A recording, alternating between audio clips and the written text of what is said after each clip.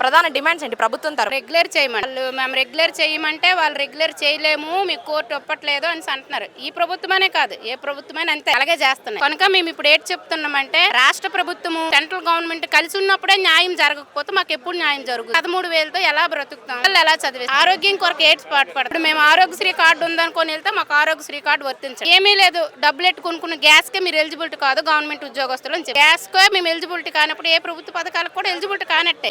సంక్షేమ పథకాలు ఏమీ రావడం అమలు జరుగుతున్నాయా? ఆ ప్రభుత్వం ఉన్నప్పుడు నష్టపోయాం, ఇప్పుడు ఏమైనా మేలు జరుగుద్దంటే ఇప్పుడు కూడా ఏమి రావట్లేదు. మేము ఏంటి చెప్తున్నామంటే మాకు రెగ్యులర్ చేయండి, రెగ్యులర్ చేయకపోతే సమాన పనికి సమాన వేతనం కోర్టు ఇమ్మని చెప్తుంది కదా, అదైనా అమలు చేయండి అని మేము చెప్తున్నాం మేడం.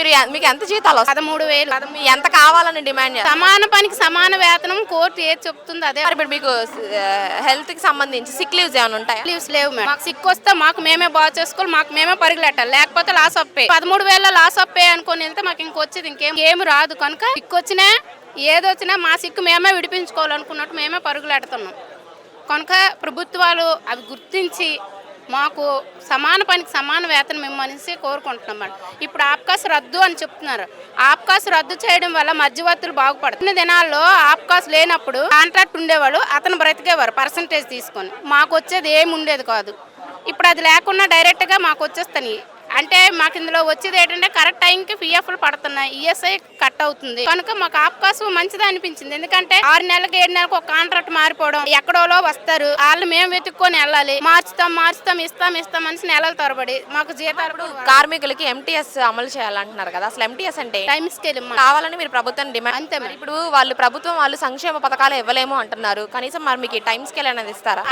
అవి అందట్లేదు కనుక మేము ఇప్పుడు మరి టైం స్కేల్ ఇమ్మని అడుగుతున్నాం మేడం. పథకాలు అసలు మీకనే కాదు అసలు ప్రజలకే ఇవ్వము అంటున్నారు కదా, ఇప్పుడు మరి మీకేమైనా వస్తుందని అనుకుంటున్నారా?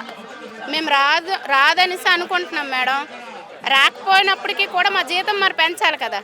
మాకు వచ్చే 13,000తో మేము ఎలా 13,000 చాలదు కదా, ఎలా అది చాలదు కనుకే మేము జీతాలు పెంచండి, మా బ్రతుకులు కొంచెం ఆదుకోనండి